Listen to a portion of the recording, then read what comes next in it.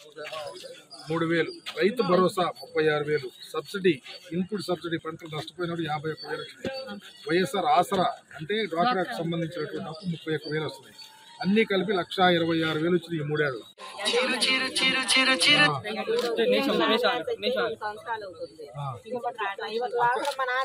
అప్పుడు వచ్చింది జనవరిలో వస్తాయి.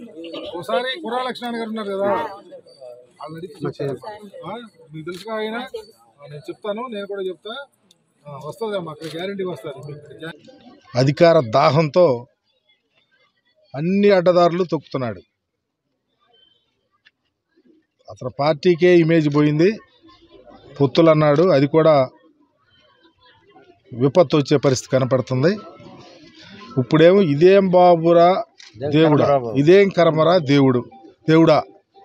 చాలా గొప్ప కార్యక్రమం అది చంద్రబాబు నాయుడికి.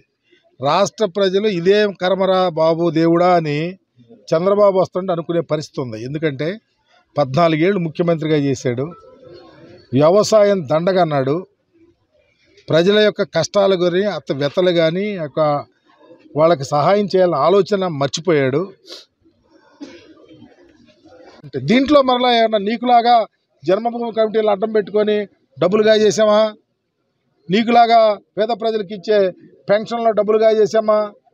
నీకులాగా దొంగ సర్టిఫికెట్లు ఇప్పించి హాస్పిటల్లో హ్యాండిక్యాప్ సర్టిఫికెట్ ఇచ్చి దొంగ కాజేసామా? అవి చేయలా. అవి చేయటంలో ఎక్కడా మేము ఒక్క పైసా కూడా అవినీతి లేకుండా పరిపాలన చేస్తూ ఉన్నాం.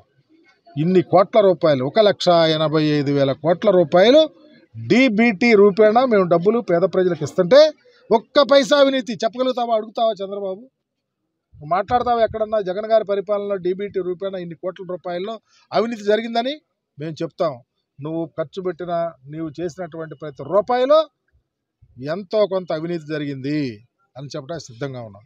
ఏ ముఖం పెట్టుకుని వస్తావు ఇంత ధైర్యంగా? ఈరోజు పెదపూడి తిరుగుతుంటే చాలా రోడ్లు వేసాం, ప్రతి ఇంటికి సహాయం జరుగుతుంది, ఇంకా రోడ్లు వేయాలి, డ్రైన్ బాగుండ్లా, అవన్నీ చేస్తాం. విడతల వారీగా చేయడానికి సిద్ధంగా ఉన్నాం. మేము నీకులాగా పారిపోలేదే. ఆనందబాబు 2 సార్లు ఎమ్మెల్యే మంత్రి అయ్యి 40 ఏళ్ళ నుంచి పెదపూడిలో ఆగిపోయినటువంటి పట్టాలు ఎందుకు ఇప్పిలేకపోయావు?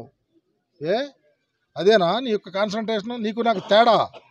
40 ఏళ్ల క్రితము పెదపూడి గ్రామంలో ఇళ్ల పట్టాలు వస్తే హౌస్ సైడ్స్ నువ్వు లీగల్ ప్రాబ్లం ఉంటే ఎందుకు క్లియర్ చేయకపోయావు? నువ్వు ఓటు ఎట్లా అడుగుతావు వచ్చి పెదపూడిలో? నేను అడుగుతా. నా కాన్సన్ట్రేషన్ ఉంది, ఎమ్మెల్యే అయినాను, మంత్రి అయినాను. ఈరోజు దాని చిక్కుముడి ఒప్పదీసా, ఇళ్ల పట్టాలు ప్రతి పేదవాడికి ఇచ్చా. చూడమే 320 మందికి ఇళ్ల పట్టాలు ఇచ్చాం. జగనన్న కాలనీలు కాకుండా కొన్ని కోట్ల రూపాయల డబ్బులు ఈరోజు ఈ ఊళ్ళో ఇస్తూ ఉన్నాం సంక్షేమ కార్యక్రమాల ద్వారా. This is the symbolic principle of the Jaganmohan Reddy, symbolic administration of the Jaganmohan Reddy's governments. అది కావాలా? ఏదో ఇష్టం వచ్చినట్టు మాట్లాడి ఏదో కార్యక్రమాలు చేస్తే చంద్రబాబుకి చల్లం.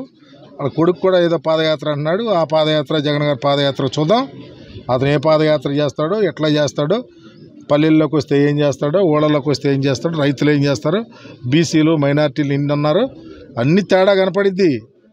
చూద్దాం రాబోయే రోజు 2024 ఎన్నికలు అనేవి చంద్రబాబు అంటున్నాడుగా, నాకు ఆఖరి ఎన్నికలని. ఎందుకు? చివరికి ఆ కర్మ పట్టింది నాకు ఆఖరి ఎన్నికలు అని చెప్పుకోవటానికి.